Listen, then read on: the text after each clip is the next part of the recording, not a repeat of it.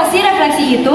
Refleksi sendiri dapat diartikan sebagai transformasi yang memindahkan titik atau bangun dengan sifat pembentukan bayangan oleh sebuah cermin. Jika kita perhatikan, jarak antara cermin dengan objek sama dengan jarak antara cermin dengan bayangannya.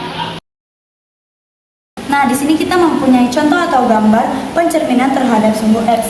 Dan kita dapat simpulkan bahwa titik A, X, Y bercermin terhadap sumbu X menjadi A aksen X, negatif Y. Nah, di sini ada titik A, titik B, dan titik C. Kita coba buktikan titik A. 3,3. 3,3 bercermin terhadap sumbu X menjadi A aksen 3 negatif 3. Betul ya, di sini 3, negatif 3. Selanjutnya titik B kita akan membuktikan yang ini, titik B 5,1. Sini ya, B 5,1 bercermin terhadap sumbu X menjadi B aksen 5,-1. Bisa dilihat sama ya. Selanjutnya kita membuktikan titik C, yang ini 7,3. Kita tuliskan C. 7,3 bercermin terhadap sumbu X menjadi C aksen 7,-3. Terbukti ya, berarti benar bahwa pencerminan terhadap sumbu X itu seperti ini. Nah, di sini juga kita mempunyai contoh atau gambar pencerminan terhadap sumbu Y. Dan kita dapat simpulkan bahwa A, X, Y bercermin terhadap sumbu Y menjadi A aksen min X, Y. Coba kita buktikan ya. Saya ngambil titik A itu yang 1,4.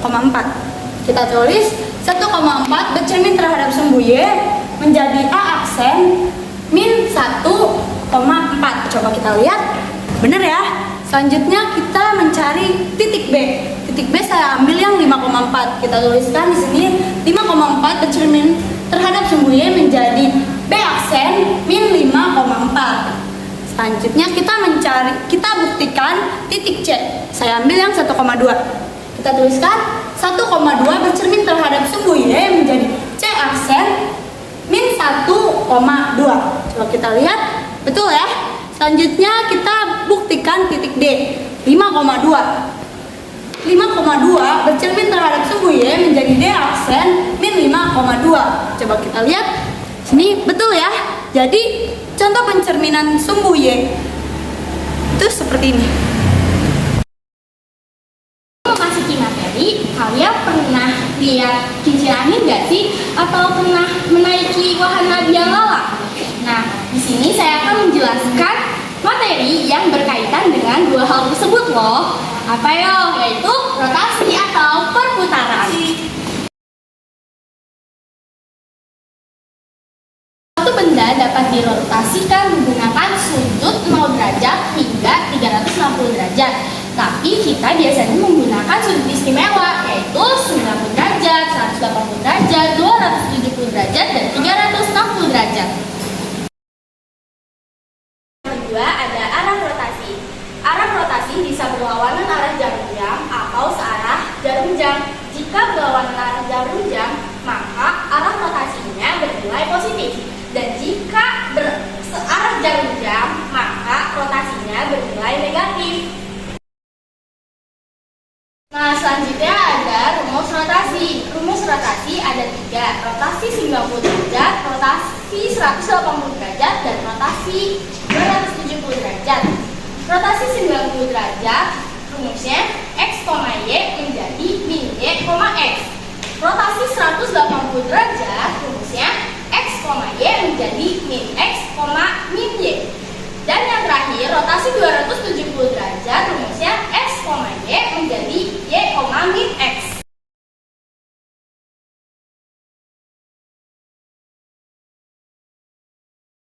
Jadi saya punya contoh perputaran rotasi 90 derajat dengan menggunakan bangun datar trapesium. Titik A 1,1, titik B 5,1, titik C 4,3, dan titik D 2,3. Di sini saya akan membuktikan titik A. Awalnya titik A 1,1 kan, diputar 90 derajat menjadi titik A aksen 1,1. Yang Yang kedua, titik B awalnya 5,1 diputar 90 derajat menjadi min 1,5. Titik C awalnya 4,3 diputar 90 derajat berlawanan arah jalurnya menjadi titik C aksen min 3,4. Dan yang terakhir ada titik D awalnya 2,3 diputar 90 derajat berlawanan arah jarum jam menjadi titik D aksen min 3,2. Oke, terbukti ya di sini awalnya titik A 1,1 menjadi A aksen min 1,1, titik B 5,1 terbukti menjadi min 1,5, titik C 4,3 terbukti menjadi min 3,4 dan yang terakhir titik D 2,3 terbukti menjadi min 3,2. Dilatasi adalah transformasi yang mengubah jarak titik-titik dengan faktor pengalian tertentu terhadap suatu titik tertentu. Nah, di sini saya punya persegi. Nah, sebelumnya dilatasi itu bisa diperbesar dan diperkecil. Jika diperbesar, skalanya lebih dari 1. Dan jika diperkecil, skalanya mulai dari 1 sampai min 1. Nah, di sini saya punya persegi dengan titik A, B, C, dan D. Nah, di sini saya sudah memperbesar. Nah, mari kita buktikan dilatasi persegi ini. Nah, sebuah dilatasi persegi ABCD dengan titik pusat 0,0 dan skalanya 2. Nah, yang A 2,2, titik A 2,2, titik B 4,2, titik C 4,4 dan titik D 2,4 dengan skala 2. Nah, skala ini dikali dengan masing-masing titik. 2 dikali 4 sama dengan 2 dikali 2 sama dengan 4. 2 dikali 2 sama dengan 4. Yang titik D 2 dikali 4 sama dengan 8. 2 dikali 2 sama dengan 4. 2 dikali 4 sama dengan 8. 2 dikali 4 sama dengan 8. 2 dikali 2 sama dengan 4. Dan yang terakhir 2 dikali 4 sama dengan 8. Nah, ini ABCD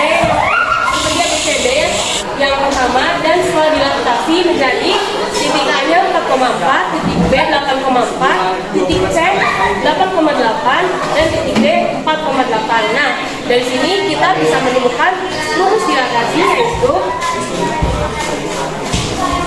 X aksen sama dengan skala dikali sama X, dan Y aksen sama dengan K dikali D. Nah, ini untuk mencari X aksen dan D aksen. Nah, sekian dari saya untuk dilatasi. Wassalamualaikum warahmatullahi wabarakatuh.